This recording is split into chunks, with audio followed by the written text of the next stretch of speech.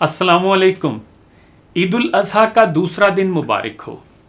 اللہ تعالیٰ نے اس کائنات کی فطرت کچھ اس طرح رکھی ہے کہ یہاں اکثر اوقات چیزیں فنا کے راستے سے گزر کر بقا و دوام کی منزل تک پہنچتی ہیں اور اپنے آپ کو مٹا کر زندگی کے ایک نئے پیکر سے سرفراز ہوتی ہیں۔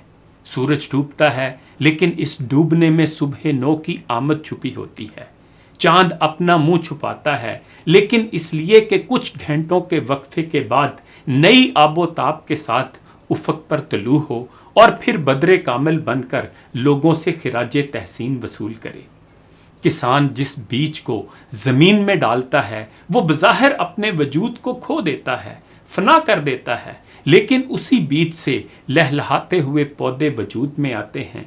باغبان بظاہر گٹھلیوں کو زمین کی اتھاہ تاریکیوں میں دفن کرتا ہے، لیکن یہی عمل آسمان کو چھوتے ہوئے درختوں کے لیے بنیاد بنتے ہیں، جن کے خوش ذائقہ پھلوں اور خوش رنگ پھولوں سے انسان اپنے کام و دہن اور نگاہ شوق کی تسکین کرتا ہے۔ یہی نظام اللہ تعالیٰ نے عالم انسانیت کا بھی رکھا ہے۔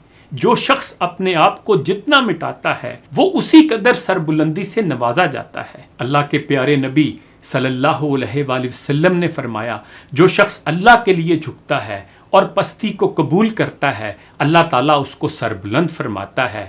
وہ خود اپنی نظر میں حقیر ہوتا ہے اور لوگوں کی نظر میں عظیم۔ یہ شعب الایمان للبیکہی کی حدیث نمبر 8140 ہے۔ انسانیت میں سب سے بڑھ کر خدا ترسی اور خدا کی خوشنودی کے لیے اپنے آپ کو قربان کر دینے والا گروہ انبیاء علیہ السلام کا ہے، اور جن پیغمبروں کو بڑی آزمائشوں سے گزرنا پڑا اور قرآن نے ان کی داستان حیات کو قیامت تک آنے والی انسانیت کے لیے مشعل راہ بنا کر محفوظ کر دیا، ان میں ایک حضرت ابراہیم علیہ السلام کی ذات والا صفات ہے۔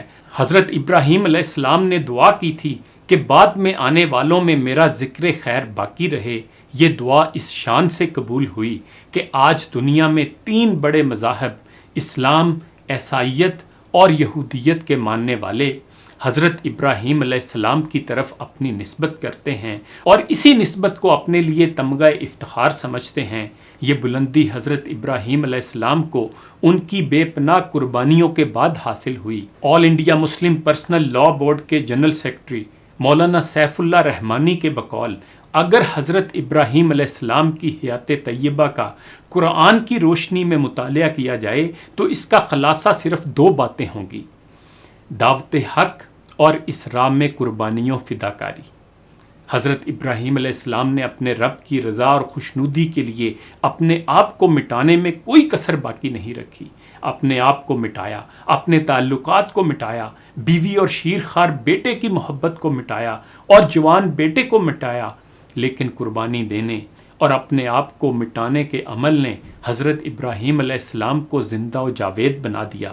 قرآن مجید نے متعدد مواقع پر اس حقیقت کی طرف اشارہ کیا ہے، فرمایا کہ ہم نے اسے دنیا میں بھی منتخب کر لیا اور وہ آخرت میں بھی صالحین میں شمار ہوں گے۔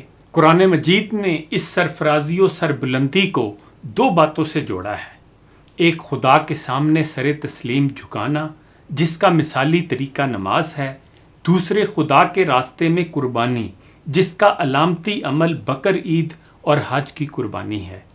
مسلمانوں کے لیے ان کے پیارے نبی حضرت محمد صلی اللہ علیہ وآلہ وسلم اور حضرت ابراہیم علیہ السلام کا اسوہ یہ ہے کہ وہ آزمائشوں اور ابتلاؤں سے گھبرائیں نہیں۔ امتحان ان کے پایہ استقامت کو پھسلا نہ دے۔